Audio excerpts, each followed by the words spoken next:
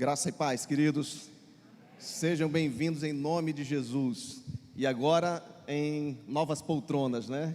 Confortáveis? São boas?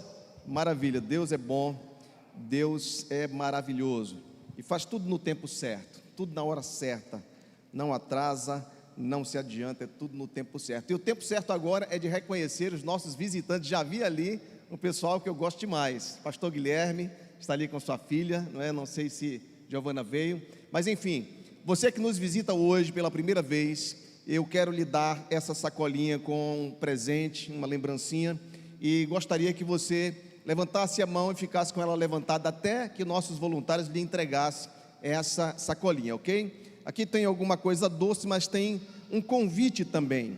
Aqui você vai receber um convite para participar de um evento que vai acontecer 20 e 21 de novembro. Está aí um cartão vermelho.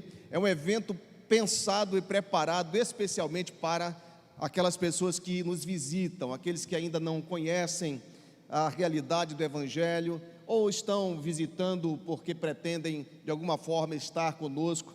Você é convidado a participar desse evento. Será o Impulse, 20 e 21 de novembro, será algo assim extraordinário que nós vamos fazer, e você é convidado. No final do culto, você que recebeu essa sacola, está convidado também a sair por aquela porta ali à minha esquerda.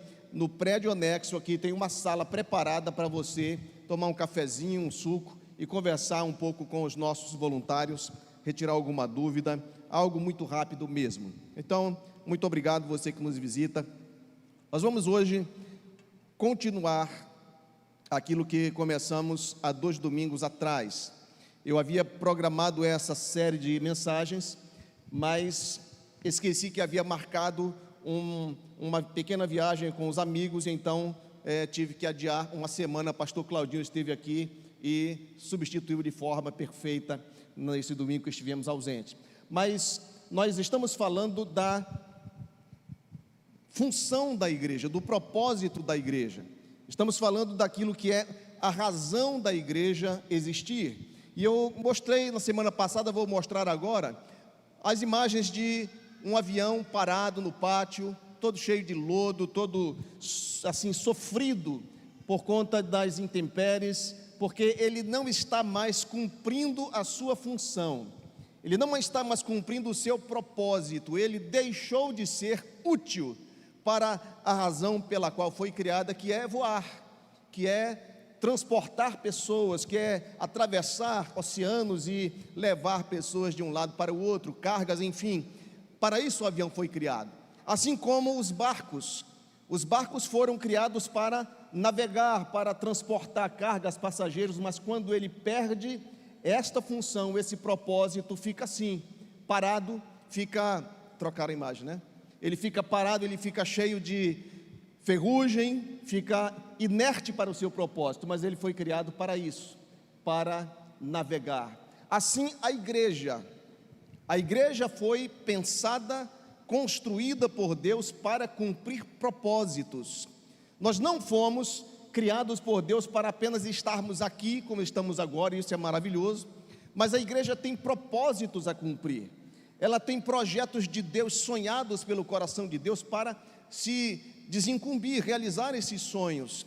E nós resumimos esses sonhos. A Semente resolveu resumir essa função, esses propósitos da igreja em 3 palavras: adorar. Falei na semana passada, adorar é a nossa relação com Deus, é aquilo que nos remete ao nosso relacionamento com Deus. Deus nos fez para a sua adoração. Nós fomos criados para servir, que é o que eu vou falar hoje, e fomos criados também para alcançar, e nós falaremos disso na próxima semana. Mas na primeira mensagem eu mostrei que adorar é a forma que a igreja se relaciona com Deus, e o mandamento que dá base nisso é, dito pela boca de Jesus: amarás o Senhor teu Deus de todo o teu coração, de toda a tua alma, de todo o teu entendimento. Amar a Deus é simplesmente obedecer a Deus. Não é interessante? Amar a Deus é simplesmente obedecer a Deus. É o que nos diz João 14, 21. O evangelista, ele diz assim, e isso foi Jesus que falou, vai aparecer aí: aquele que tem os meus mandamentos e os guarda. Está lendo aí? Já apareceu? Amém. Aquele que tem os meus mandamentos e os guarda, quem é esse? Esse é o que me ama. Então, dizer a Deus, eu te amo, dizer a Deus, levantar as mãos, dizer, Senhor, eu sou todo teu, eu te amo, isso não vale nada, irmãos. Não vale coisa alguma se não existe obediência, se a nossa conduta, se as nossas ações não refletem os mandamentos do Senhor. Amar a Deus é obedecê-lo pura e simplesmente. Nós demonstramos amor a Deus quando nós obedecemos, e quando nós obedecemos, isso é adoração, ou seja, adorar a Deus é reconhecê-lo como nosso Senhor, aquele que manda em tudo que é nós, que é nosso e quem somos, é reconhecê-lo como nosso Deus, ou seja, Ele é o primeiro na nossa vida, e obedecê-lo, apesar das nossas vontades, que é o coração, apesar dos nossos sentimentos, que é a alma, e apesar da nossa razão, que é o nosso entendimento. Então, adorar a Deus é obedecê-lo, e obedecê-lo apesar de qualquer coisa, apesar de tudo. Isso para Deus é adoração. E quando nós o adoramos dessa maneira, é maravilhoso quando estamos aqui juntos, levantamos as mãos, dizendo, Senhor, Tu és o meu Deus, Tu és o meu refúgio, Tu és a minha fortaleza. Senhor, quem me dera, Senhor, que eu sentisse isso em todo momento, em todas as horas do dia, que a minha vida fosse uma realidade assim, todos os dias, e não somente aqui. Amém? Amar a Deus é obedecê-lo. Adorar a Deus é reconhecê-lo como esse Deus, esse Senhor, apesar de qualquer coisa, apesar de qualquer pessoa. Mas é desse tipo de adorador que Deus está à procura. Os verdadeiros adoradores são esse tipo de adorador, aquele que obedece. Mas hoje nós vamos falar sobre servir. E o livro de Mateus 22, do 37 a 40, vamos ler, está escrito assim: e Jesus disse-lhe, amarás o Senhor teu Deus de todo o teu coração, e de toda a tua alma, e de todo o teu pensamento.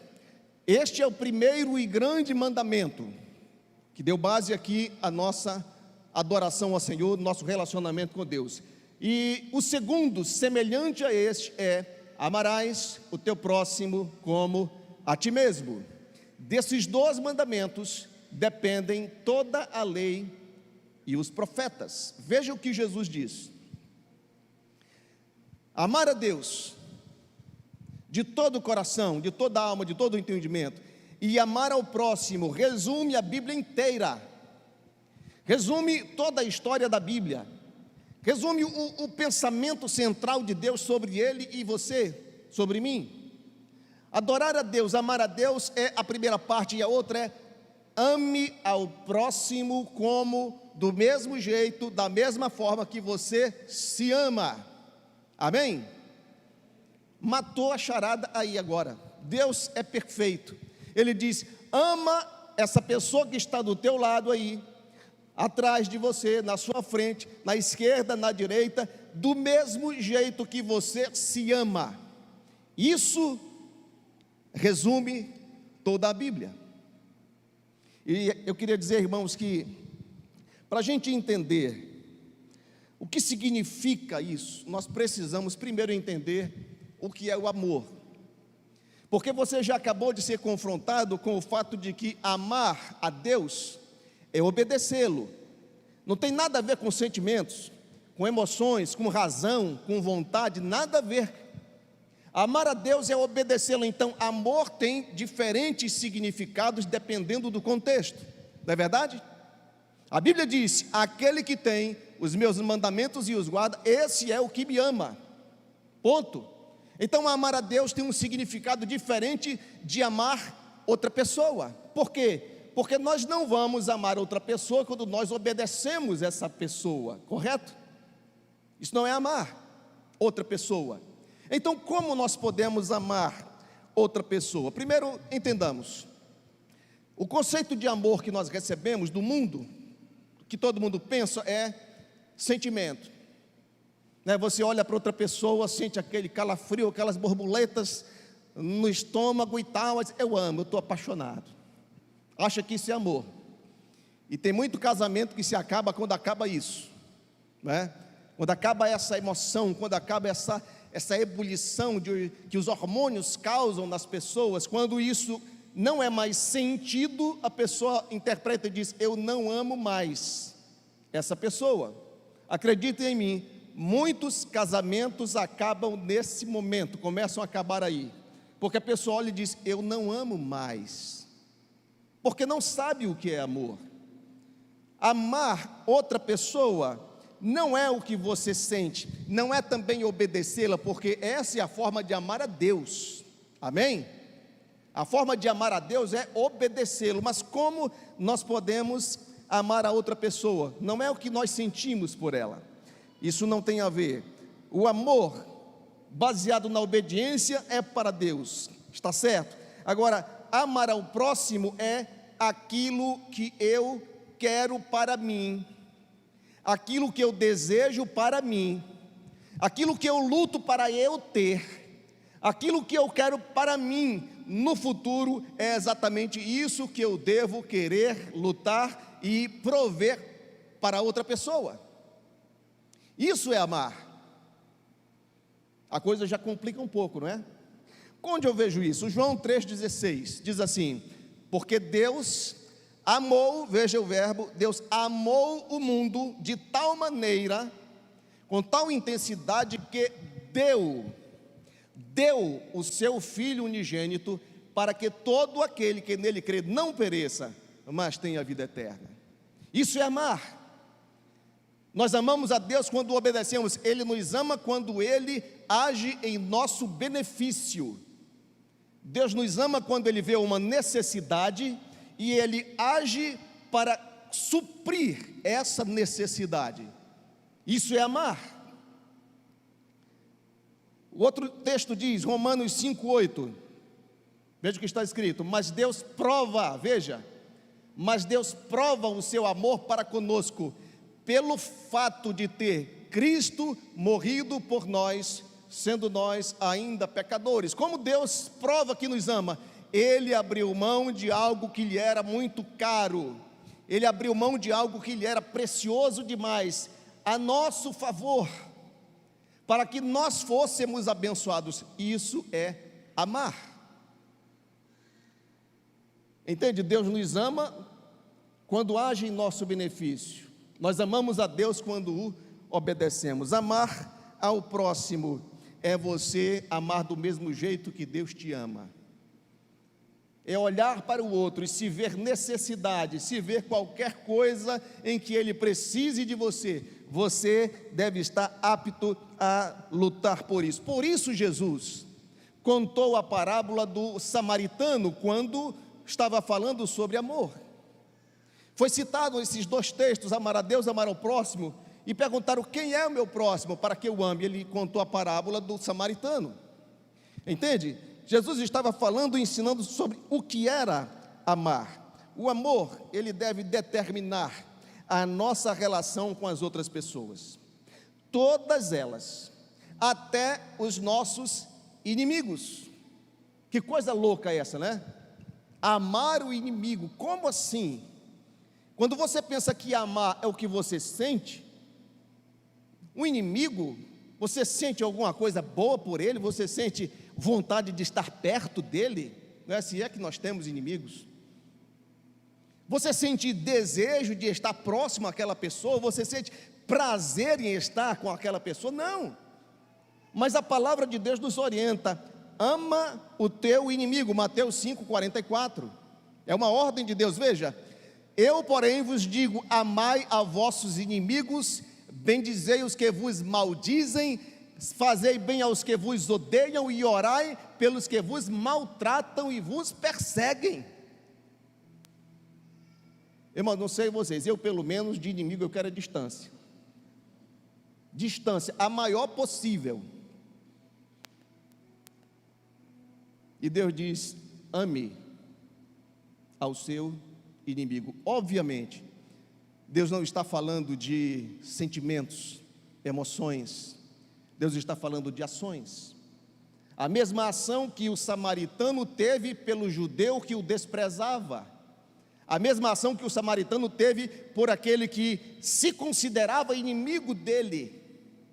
Ele usa seus recursos, ele usa o seu tempo, ele usa tudo que ele tinha naquele momento para abençoar a vida daquele inimigo que era o judeu caído ali como morto. Agora vejam, eu queria abordar essa questão sob a perspectiva de quem se relaciona conosco. Isso é importante,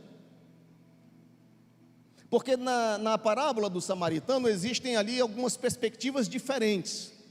Por exemplo, a perspectiva do sacerdote, que vai passando pelo caminho, está lá o judeu como morto, espancado, deixado pelos ladrões assim.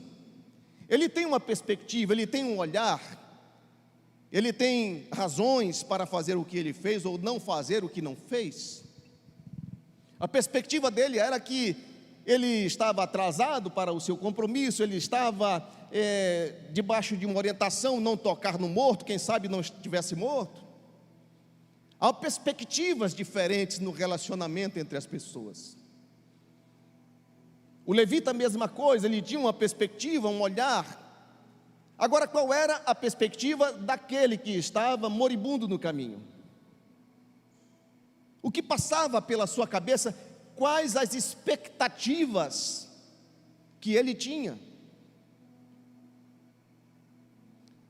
É importante pensar nisso, porque no nosso relacionamento com as pessoas, se nós olharmos pelas perspectivas corretas de um e de outro, nós vamos ver que essas coisas acontecem o tempo todo, se repetem. Por exemplo, somos igreja, nós estamos aqui em comunidade, nós somos irmãos em Cristo, temos o mesmo Senhor, e este Senhor nos dá ordens, nos dá diretrizes que devem ser obedecidas por nós para provarmos que o amamos. Mas imagine que aqui no nosso meio tenha alguém que está passando necessidade. E eu pessoalmente acho que alguém fazer parte de uma igreja, de um corpo como esse, e passar necessidade, é algo terrível. Porque veja o que está escrito em Tiago 2,15. Observe. E se o irmão ou a irmã estiverem nus e tiverem falta de mantimento cotidiano,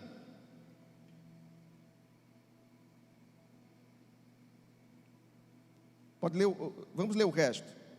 Eu coloquei só um versículo. O erro foi meu. Tiago 2,15, leia aí na sua Bíblia.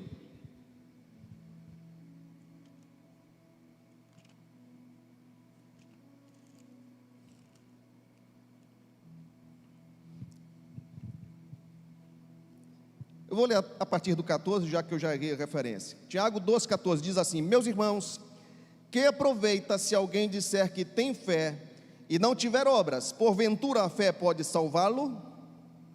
E se o irmão ou irmã estiverem nus e tiverem falta de mantimento cotidiano, e algum de vós lhe disser: ide em paz, aquietai-vos e fartai-vos, e lhes não derdes as coisas necessárias para o corpo, que proveito virá daí? Quando contextualiza fica melhor, não é? O irmão da igreja, alguém que você conhece, ou não conhece, mas pertence ao nosso corpo, estiver passando necessidade, está com falta de vestimentas, está com falta de alimentos, aí você fica sabendo disso, você fica por dentro da informação, porque de alguma forma ela chegou, aí você diz assim: irmão, vou fazer uma oração por você. Aí faz aquela oração bonita, sabe? A voz até muda assim: Senhor, aleluia. Traz provisão, Senhor, à casa dessa pessoa. Me diga uma coisa, ela vai sair dali com fome ou sem fome? Hã?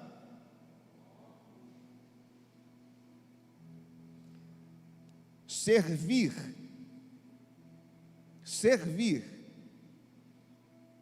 é quando nós damos o que a pessoa precisa. O resto é conversa. O resto é só conversa, só religiosidade, só fingimento de que é crente, fingimento de que ama a Deus, fingimento que ama o próximo. E eu estou dizendo isso aqui, irmãos, porque a minha maneira como sacerdote de servir a essa igreja é falar sempre o que está escrito na palavra de Deus e não inventar conversa aqui.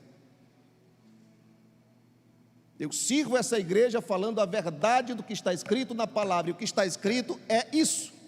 Tomara que não quebre essa mesa. Amar as pessoas é olhar para as pessoas da mesma maneira que Deus olha para nós, ver se há necessidades, e percebendo as necessidades, a agir de tal maneira que, se estiver dentro das nossas condições e possibilidades, ajudar aquela pessoa. Isso é servir, isso é amar ao próximo. Foi isso que o samaritano fez, foi isso que Jesus disse que deveria ser feito.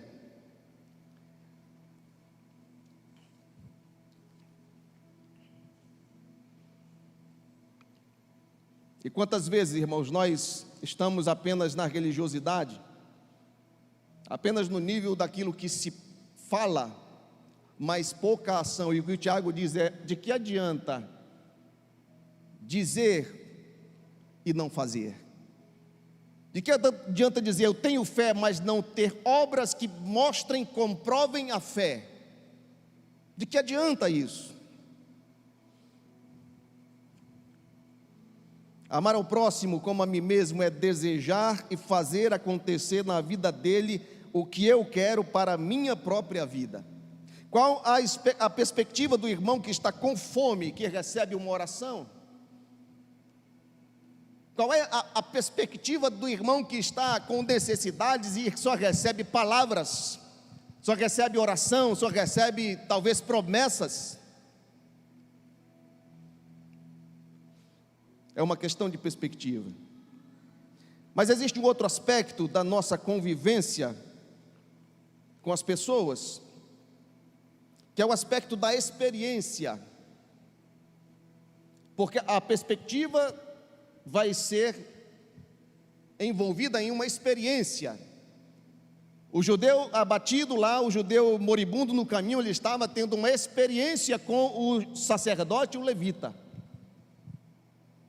E o sacerdote, o levita, também estava tendo uma experiência com aquele homem que estava semi-morto no caminho. Agora, qual é a experiência, ou quais são as experiências que as pessoas têm conosco, na convivência conosco? Já pensou nisso? Talvez você, é claro, você tenha a sua perspectiva, você com certeza tem as suas razões, você com certeza tem tudo que precisa ter, mas o outro também tem. O outro também tem. E por isso eu gostaria de falar um pouco sobre isso, porque como é conviver com você? Já pensou nisso? Qual o nível de experiência que as pessoas que convivem com você têm nessa convivência?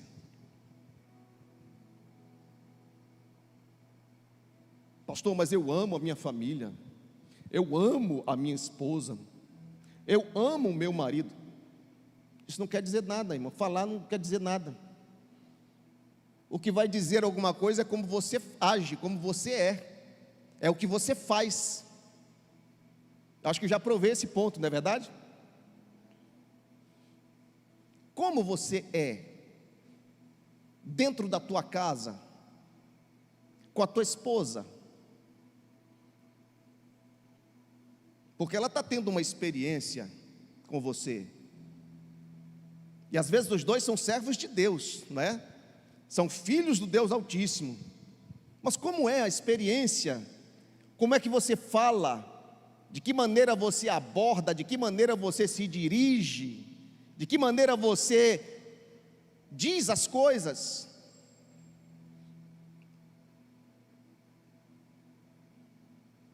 Eu vou dizer uma grande verdade. Às vezes, dentro da nossa casa, no relacionamento com a esposa, com o marido, com os nossos filhos, nós tratamos estas pessoas de maneira rude, grosseira, inquisitória, julgadora. Mas quando falamos com um amigo, é completamente diferente. Tratamos bem, cordialmente um amigo, mas às vezes tratamos de forma ríspida, grosseira, a esposa, o marido e os filhos.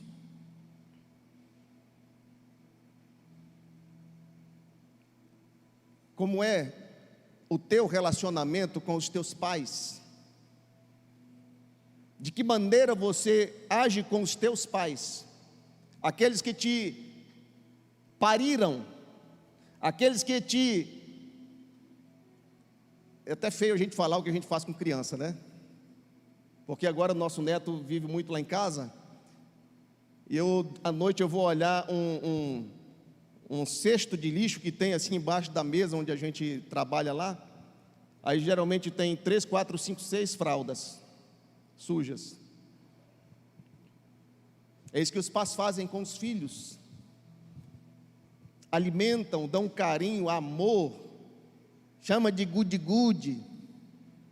Quando crescem, tratam os pais com desprezo, como se os pais fossem idiotas que não sabem nada, como se os pais não soubessem coisa alguma, não tivessem nenhuma experiência de vida. E muitas vezes é assim que gente da igreja, filhos, crentes, cristãos, e às vezes o que é pior, são crentes, mas os pais não são. Daí dão esse testemunho para os pais em casa. Servir, irmãos, é a maneira como você trata seus pais. Amar o próximo é a maneira como você trata a sua esposa. Amar ao próximo é a maneira como você trata o seu marido. Eu já preguei muitas vezes sobre isso, amar ao próximo, e a gente sempre acaba na esfera do pensamento, mas eu estou lhe dando a prática hoje. Não tem ninguém mais próximo do que você, do que a sua esposa, seu marido, seus filhos. E a Bíblia diz que se nós não cuidamos, o mesmo Tiago diz, se nós não cuidamos dos de casa, nós estamos negando a fé. Como é conviver com você? Como os teus amigos te veem? Você é uma pessoa agradável ou é desagradável? O que é que sai da tua boca? São palavras de vida ou palavras de morte? Como você é? Você é otimista ou pessimista? Porque isso vai influenciar a experiência das pessoas com você. Isso vai determinar a experiência se é boa ou ruim com você. E eu sei que você tem as suas razões de ser como é, eu só estou lhe dizendo que você está errado. Errado. Se você é assim, um cara pessimista, tudo está andando para baixo, tudo está reclamando da vida, nada está bom, nada presta. É horrível conviver com gente assim. Horrível. Se você é assim, mude, porque as pessoas não gostam de você. Elas podem te amar, mas não gostam de você. Porque outro segredo sobre amar. Amar é o que eu faço por alguém. E como disse, a gente pode amar até o inimigo. Agora, gostar, a gente só gosta daquilo que nos agrada. E eu duvido que alguém goste de uma pessoa que só vive reclamando. da vida, de tudo. Duvido.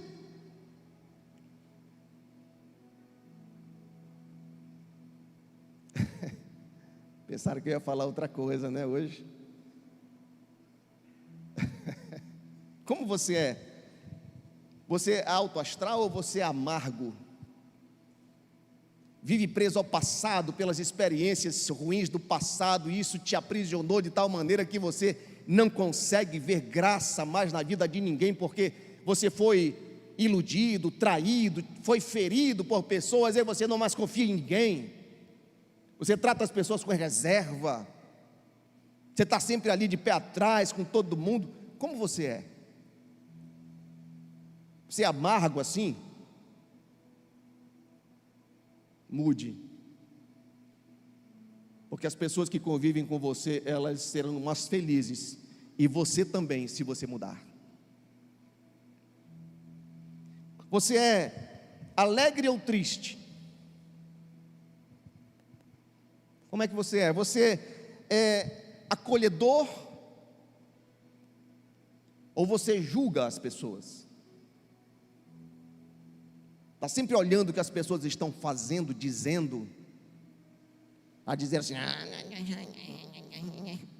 homem, pelo amor de Deus, você é cheio de defeitos também, e as pessoas têm que conviver com você, apesar desses defeitos, apesar dos teus defeitos. Aí a gente se acha que na autoridade diz, cheio de defeito. Eu tinha aqui na igreja um rapaz que se converteu no EPC, ele fumava a vida inteira dele, sabe?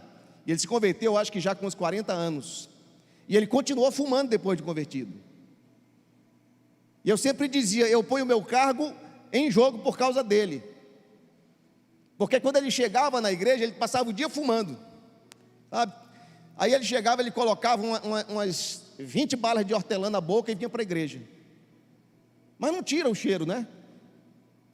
Aí quando ele abraçava alguém ali na porta, graça e paz, o irmão olhava assim, viu aí o cheiro dele? Estava fumando. Irmãos, eu não sei se vocês estão entendendo,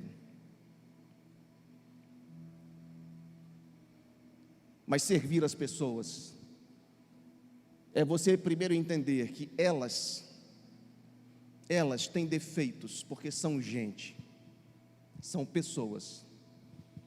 E aí depois que você entende isso, que as pessoas não são perfeitas, e é uma questão de expectativa e perspectiva, porque às vezes a gente pressupõe que as pessoas são perfeitas, e quando elas mostram que não são, por cometer algum erro conosco, a gente se espanta tanto, a gente fica tão assustado, né, com aquilo, tão decepcionado.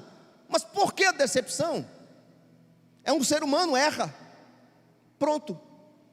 Então você tem que entender primeiro isso, para depois entender que você também é gente, e você também tem defeitos, podem ser só diferentes do outro, mas tem. E quando nós entendermos isso, irmãos, nós vamos realmente saber amar as pessoas, servir as pessoas. E eu quero terminar falando da questão da experiência ainda, mas da experiência das pessoas que entram aqui nesse lugar. Por exemplo, as pessoas que lá no estacionamento, a partir de lá do estacionamento, ela está tendo uma experiência com essa igreja. Quando estaciona o carro, ou a moto, ou a bicicleta, ou ela vem a pé, quando ela chega da frente da igreja, que existem pessoas ali servindo, de colete amarelo, ou as pessoas que estão na recepção, elas estão tendo uma experiência com a igreja, nas atitudes, nas falas, no rosto de quem eles viram primeiro. E às vezes essa experiência pode ser excelente, e prepare essa pessoa para ela estar aqui nesse momento ouvindo uma palavra como essa. mas outras vezes ela foi ignorada, ela foi deixada de lado, foi recebida de forma seca, e a primeira experiência ela já vai ficar marcada negativamente.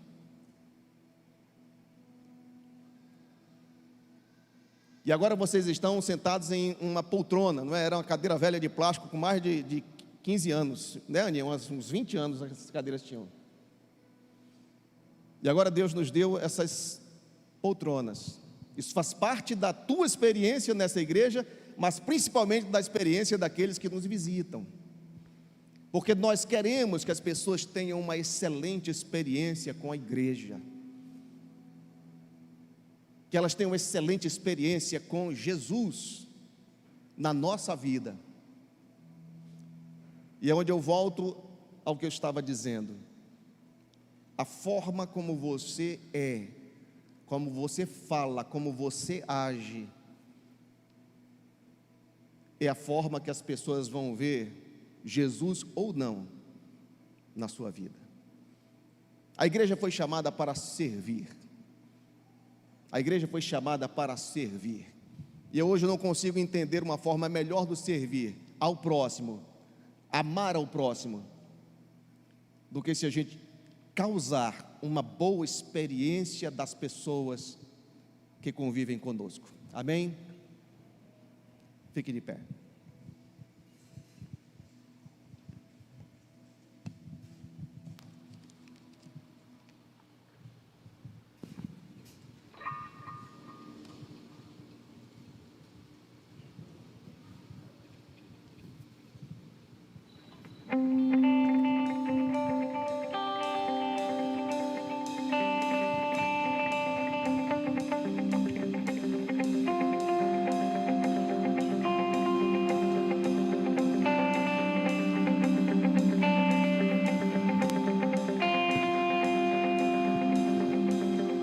Em espírito, em verdade, te adoramos, te adoramos. Em espírito, em verdade, te adoramos, te adoramos. Rei dos reis e Senhor, te entregamos nosso viver. Rei dos reis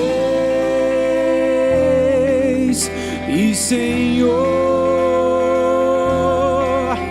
te entregamos nosso viver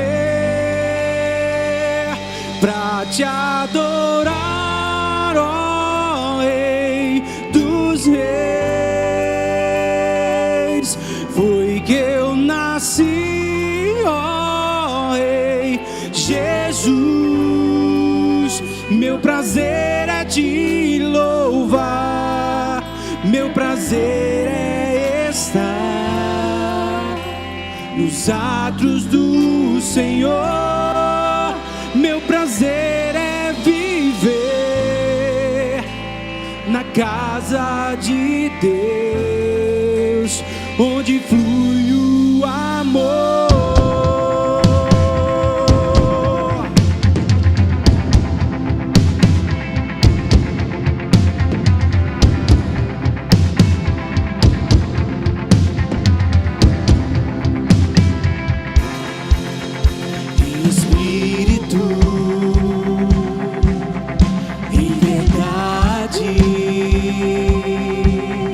Te adoramos,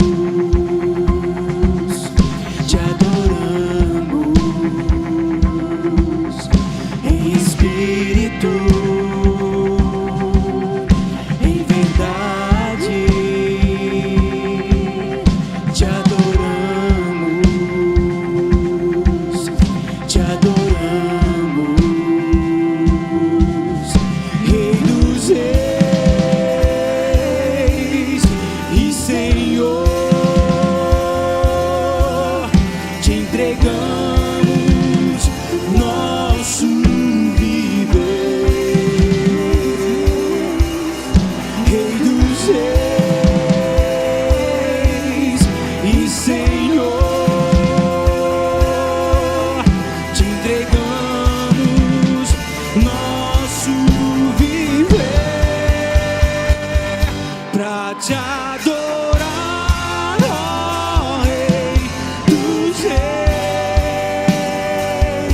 Foi que eu nasci, ó Rei Jesus. Meu prazer é te louvar, meu prazer é estar nos atos do Senhor. O meu prazer é viver na casa de Deus, onde flui, mais uma vez declare isso, pra te adorar, ó Rei dos Reis. Foi que eu nasci, ó Rei Jesus. Meu prazer é te louvar, meu prazer é estar nos atos do Senhor.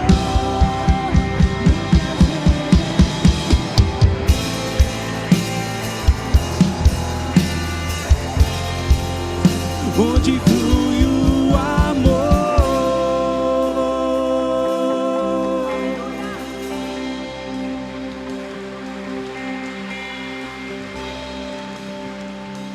Esse rapaz que eu falei sobre que ele se converteu e continuou fumando, eu não estou dizendo que não é errado fumar, mas o pessoal me perguntava: pastor, é pecado beber? Eu dizia: não, é pecado se embriagar.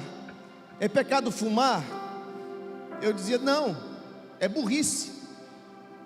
Não é pecado, é só burrice, você está se envenenando. E eu sempre conversando com ele e com outras pessoas, isso chegou o tempo que ele teve consciência de que ele precisava parar de fumar. E ele me disse: pastor, eu parei e tinha noites que eu sonhava fumando, e eu me acordava uivando, com vontade, com desejo de fumar. Ele disse uma vez que ele era militar, e ele disse: se tivesse uma guerra e eu fosse para a guerra, eu ia fumar lá. Olha o nível de pensamento. Quer dizer, mudava o contexto completamente, ele ia se sentir bem fumando de novo. Eu estou dizendo isso, meu irmão, só para você entender uma coisa: existem hábitos nossos, existem coisas que fazem parte da nossa vida, que são burrices nossas, são coisas que a gente faz, que a gente não deveria fazer. Às vezes não tem a ver se é pecado ou não, mas isso está interferindo a nossa vida e a vida das pessoas que nos cercam. Nossas atitudes, como eu mencionei aqui algumas, coisas que nós precisamos mudar, precisamos tomar uma postura de mudança, tirar da nossa vida essas coisas. Como eu disse, a forma como você trata seu marido, sua esposa, seus filhos, seus pais, a forma como você é, como você reage, como você vive. Você não é uma ilha, você não está sozinho nesse mundo. Pessoas estão convivendo com você, e essas pessoas precisam ser amadas por você. E amar essas pessoas é você dizer: como eu posso fazer alguma coisa para o bem delas? O que está em meu poder fazer ou não fazer para que elas sejam abençoadas? Como Deus fez, da mesma maneira que Deus fez. Ele disse: eu vou abrir mão de algo precioso para o bem, para abençoar a vida das pessoas. Faça isso, meu irmão, hoje. Talvez seja uma das coisas mais importantes que eu lhe disse nos últimos anos. Faça isso em nome de Jesus. Se analise e mude naquilo que precisa ser mudado. Pare de olhar para as outras pessoas e dizendo que elas têm que mudar. Analise a sua própria vida e diga: eu seria mais feliz e as pessoas ao meu redor seriam mais felizes se eu mudasse isso. E você vai ver o milagre acontecer. Você vai ver coisas grandes acontecerem na vida das pessoas. que te cercam, mas principalmente na tua própria vida. Precisamos ter em nós o mesmo sentimento que houve em Cristo Jesus, baixar um pouco do nosso pedestal, baixar um pouco da nossa posição muitas vezes, baixar um pouco daquilo que nós achamos que somos, e entendemos que não é o caso de Jesus, mas o nosso, mas ter a mesma humildade de Jesus, de abrir mão de certas coisas para o bem daqueles que têm alguma necessidade ao nosso redor. Amém? Não sei se me fiz entender, mas eu gostaria que você tivesse entendido essa mensagem hoje, porque a tua casa pode ser um lugar melhor, o teu lar pode ser um lugar melhor, e Jesus pode chegar de forma mais vívida, mais clara na vida das pessoas que convivem com você, se mudanças acontecerem na sua conduta. Amém? Pode sentar.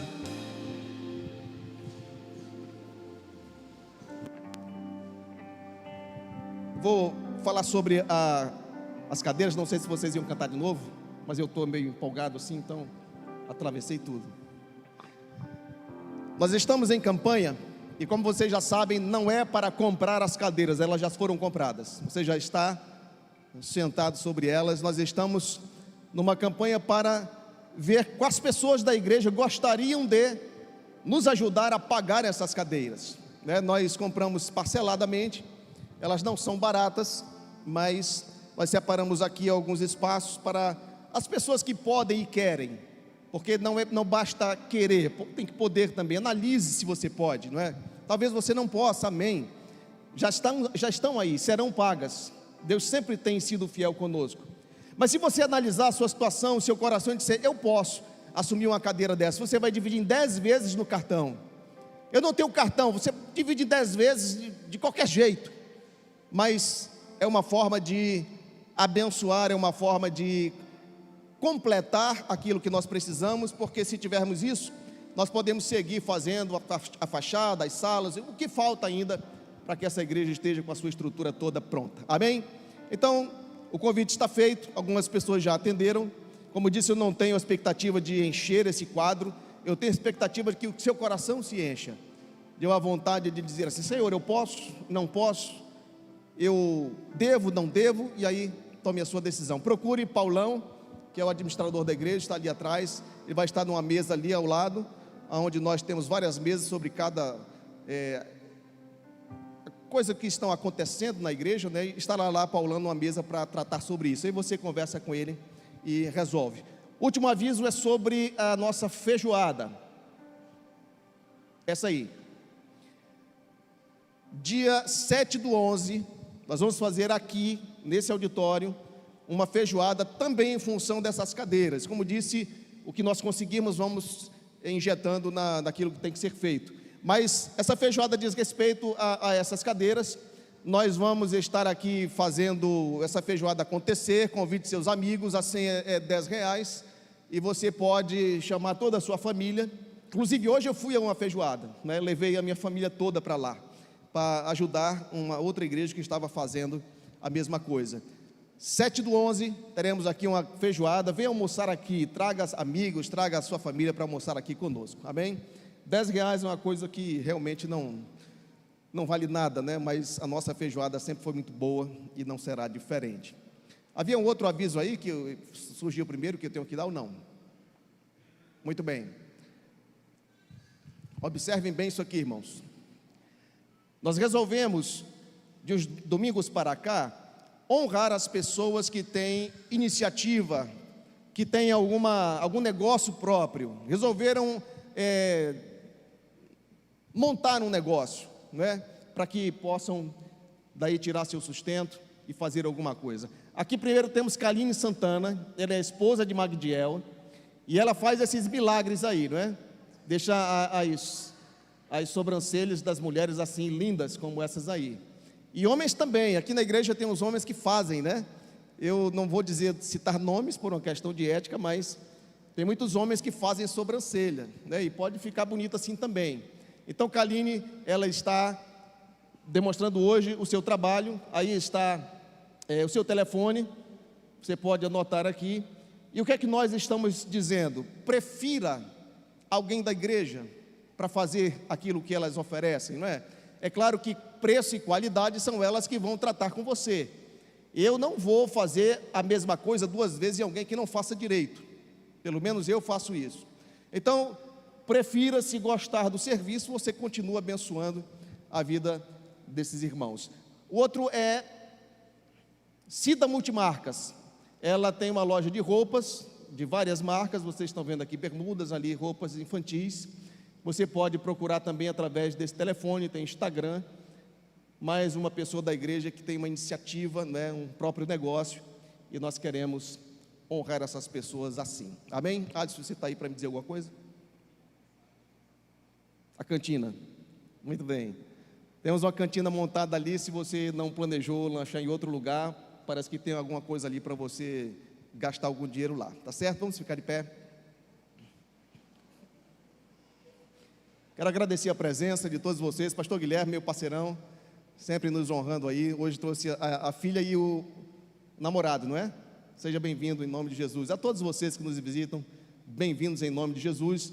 Você que recebeu a sacolinha, vá até o lounge ali. O pessoal tem ali algo bom para você. Pai, muito obrigado, Senhor, pela Tua palavra que é direção certa para a nossa vida, Pai. Lâmpada para os nossos pés e luz para o nosso caminho é a Tua palavra. Eu te agradeço por ela, Senhor, que nos dá norte e direção, nos ensina o caminho da vida, Pai. Obrigado porque o Senhor tem sido bom para conosco. Obrigado porque até aqui o Senhor tem nos ajudado. Que esta semana seja debaixo da Tua proteção, do Teu amor, da Tua graça, e que nós temos certeza será suficiente na nossa vida, em nome de Jesus. Vá em paz, queridos, Deus os abençoe.